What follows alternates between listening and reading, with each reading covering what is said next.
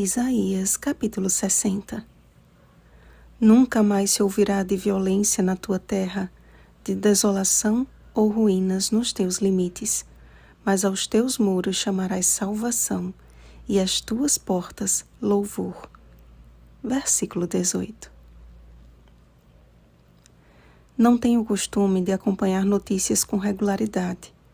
De uns tempos para cá, o derramamento de sangue e a corrupção têm eclodido de uma forma tão absurda que prefiro me abster, na medida do possível, de contemplar tamanho caos.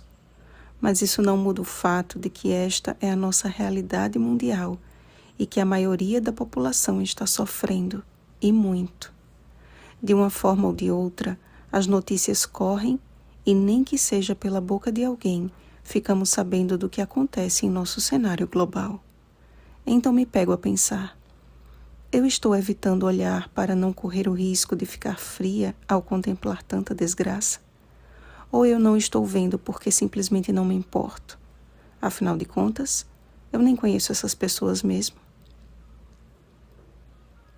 Durante toda a nossa trajetória em estudar a Bíblia e dela ouvir a voz de Deus, o objetivo tem sido que todos nós possamos ser preenchidos pelo poder do Espírito para compreender o assim diz o Senhor e estreitar o nosso relacionamento com Ele.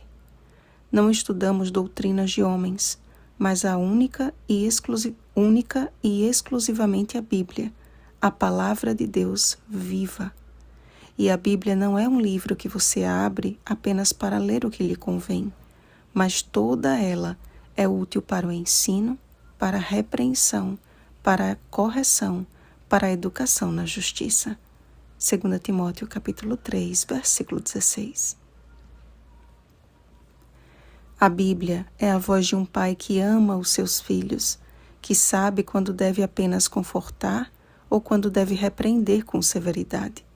E após repreender o seu povo no capítulo de ontem e fazê-los entender de que necessitavam confessar os seus pecados e achegar-se ao único capaz de salvá-los, a promessa que se segue no capítulo de hoje é a melhor notícia mundial de todos os tempos. Todos os do teu povo serão justos, para sempre herdarão a terra. Versículo 21. Após um relato que mais parece um resumo das notícias atuais, porque eis que as trevas cobrem a terra e a escuridão os povos, Isaías descreveu o ministério do povo de Deus na terra. Mas sobre ti aparece resplendente o Senhor, e a sua glória se vê sobre ti. Deus chamou o seu povo para ser uma luz, a fim de atrair as nações. Diferente das notícias e da publicidade que se dá às mazelas e horrores mundiais, o povo de Deus é chamado para publicar os louvores do Senhor. Não podemos e não devemos ser alheios ao que acontece ao nosso redor. Podemos até fechar os olhos para não contemplar a maldade, mas jamais fechá-los diante das necessidades humanas. Assistir a vídeos chocantes não resolve o problema do teu semelhante, mas estender a mão para ajudá-lo é resplandecer a glória de Deus. A finalidade da luz não é de chamar atenção para si, mas para as coisas que estão ao seu redor. Ninguém acende uma lâmpada para ficar olhando para ela. Ninguém em sã consciência fica contemplando a luz do sol. Porém, a luz é necessária para que possamos enxergar o caminho por onde andar. Da mesma forma, Deus não nos ilumina para que os outros olhem para nós, mas para que a nossa vida seja uma luz a conduzir o mundo para o caminho. João capítulo 14, versículo 6. E é mediante o amor de Cristo em nós que somos capacitados a iluminar. E atenção, amados, muito cuidado. Quando o anjo de luz pensou que a luz procedia dele mesmo, causou a maior tragédia de todos os tempos, e é por isso que nós estamos vivendo neste mundo escuro até hoje.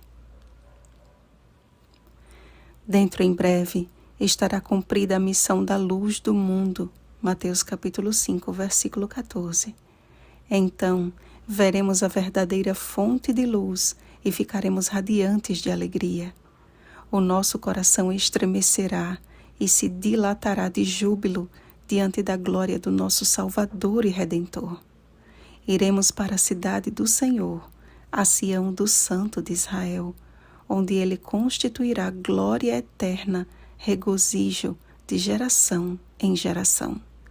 Não precisaremos mais da luz do sol, nem a lua terá mais função, porque o Senhor será a nossa luz perpétua e os dias do nosso luto findarão.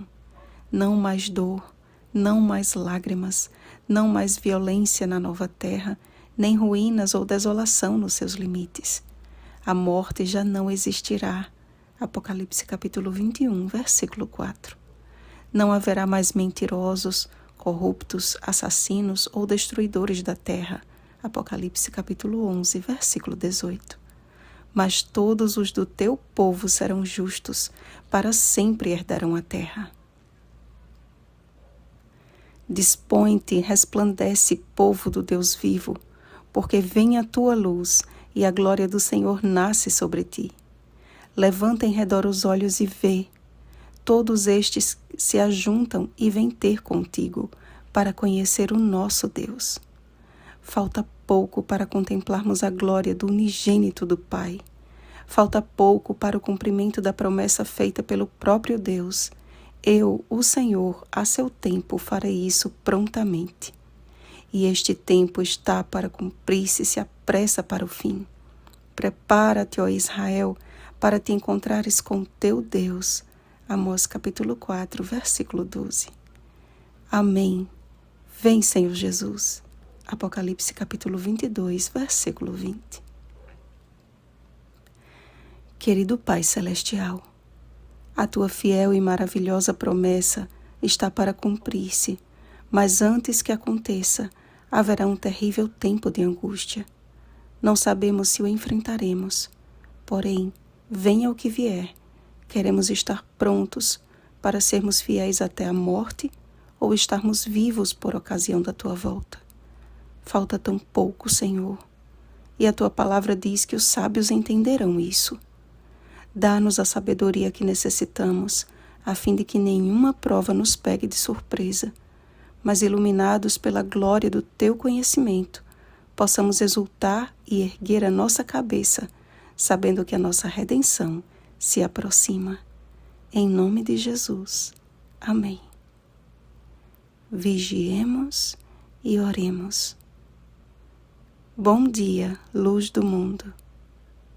Oremos pelo batismo do Espírito Santo. Oremos uns pelos outros. Rosana Garcia Barros.